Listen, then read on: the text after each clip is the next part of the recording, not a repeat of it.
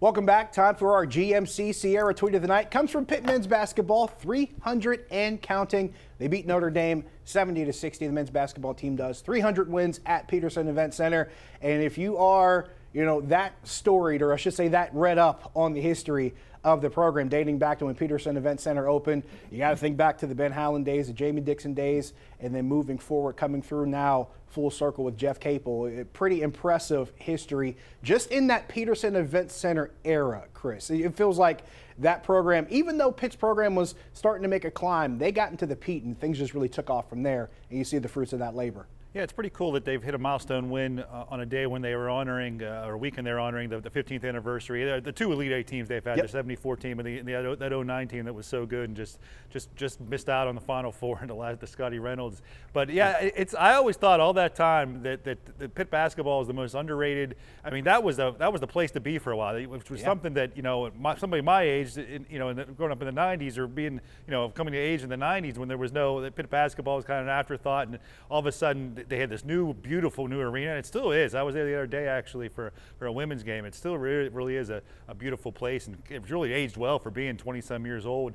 And the teams they had, #1 seeds, the Big East champions, regular season, Big East tournament champions. The atmosphere in there for big games was really something in the city, and it's kind of a shame for a few years there. The program kind of regressed, and it looks like it's kind of building back up. But it's nice to see that, because remember they had that long winning streak in the Pete, especially against non-conference teams, and the record there was so good for the first 10 or 12 years of that building.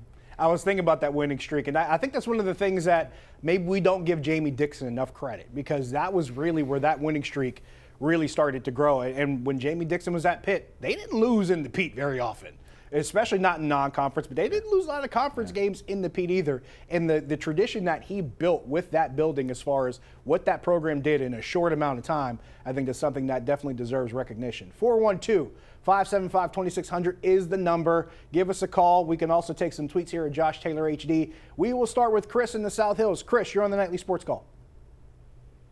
What's up, guys?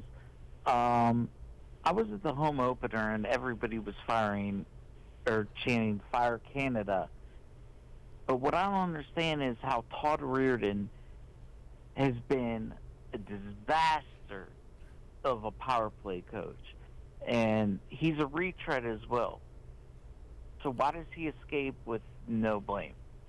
That's a great question, Chris. It's quite a connection you made there, and it's a very valid one. He's right. He makes it. You don't see generally. You see hockey coaches get fired a lot. Head coaches get fired a lot, but you usually don't see the assistant coach get fired. You don't. I guess it's because there's not an exact title. Maybe it's that simple that fans don't have that.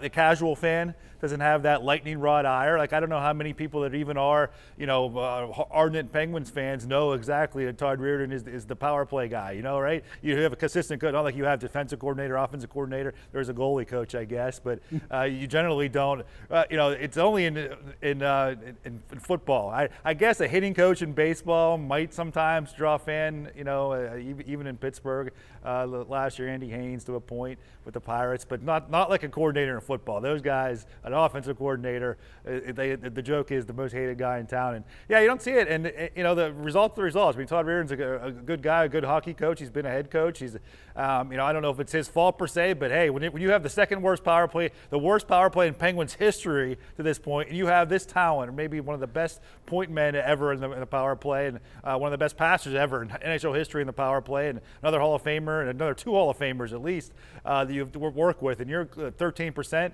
The buck stops somewhere, and it's certainly not an invalid discussion to look at.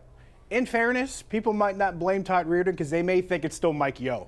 Yeah, remember those times like a decade or so ago when Mike Yeo was like the source of every problem? I take that back. You're right. I forgot that assistant coach. I take all what I said back. Yes, there has been hockey assistant coaches draw fan ire. Yes, that's right. Man, Mike Yeo. The hatred for Mike Yeo was legendary. The team was winning. They were going to back-to-back Stanley Cup finals, and they were making runs in the playoffs, and people still hated Mike Yeo. It was rather startling just how much how much heat he got during his time here in Pittsburgh. Let's go to Jim in Greene County. Jim, you're on the Nightly Sports Call. Hey, Josh. I'd like to ask you about the Florida quarterback, Trevor Jordan. And I know Tomlin must have been talking to him, because I've been reading, and they're talking to a few other players down there, like a few offensive, defensive players. What is your take on a bunch of them down there? Well, that's what they do, honestly, but thanks for the call. And yeah, there was a video of him talking to Bo Nix as well. And Chris, you know this as well as anybody. You've covered this team long enough. This is the time of year where Mike Tomlin kind of kicks into overdrive, where he goes to the Senior Bowl, he's at pro days, he's at the combine. He's meeting all these players as they're coming in. And the quarterbacks were a group that he talked to. I know he talked to a handful of offensive and defensive linemen. I think it's pretty clear that, yes, this team has needs, and I'm one of those people that thinks offensive and defensive line both need to be addressed this offseason. But this is kind of standard operating procedure for Mike Tomlin. He goes to the Senior Bowl. He talks to guys at the Combine. He talks to guys at pro days. And he really does kind of put together that Rolodex of guys that even if he can't draft them now, when they hit that first free agency, he might snatch them later. Oh, definitely. And Mike Tomlin is probably, it's almost undebatable. From what I understand, even you see other head coaches don't necessarily spend the time that he does at these places, meeting with the prospects and going on the pro days tour and the Combine. They're all at the Combine, of course, and everything. But I think he takes it more seriously than any other coach in the league. And he's very open about it. I think he embraces it. He cracked the line 2 weeks ago in the season ended. He'd rather not be in Mobile. He didn't want to be there because that means he's still coaching. The Steelers still be alive in the Super Bowl or the AFC Championship. But other than that, I think he embraced it. He loves it. I think he likes. I mean, let's face it. That's his strength. I don't want to go down a Mike Tomlin rabbit hole about as a coach, but his strength. He's certainly, no one would argue. He's a people person. He's a good communicator. He's a player's coach or not, but he likes his players. The players like him. He likes talking to. I think he likes meeting people. I think he likes that. And yes, no matter what, whether they draft him now or not, he knows 4 years from now they'll be free agents. He knows maybe Minka Fitzpatrick. He had a relationship with him that year when they no way they were going to draft him that year, and then he came available the year later and they traded for him because he knew him. He had that personal relationship. Joe Hayden too. You're right. As a free agent, he keeps that. You're a good way of putting it, Josh. Keeps the Rolodex, and he knows that, as he says, they could do business down the road. Is the way he puts it.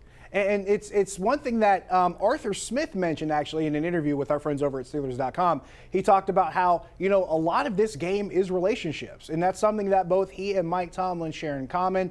And Arthur Smith talked about just relationships he's built with other coaches, relationships he's built with players over the years. So clearly they share that philosophy. And when you get to times like the Senior Bowl, it's definitely something that shines through. Paul in Salzburg, you're on the Nightly Sports Call.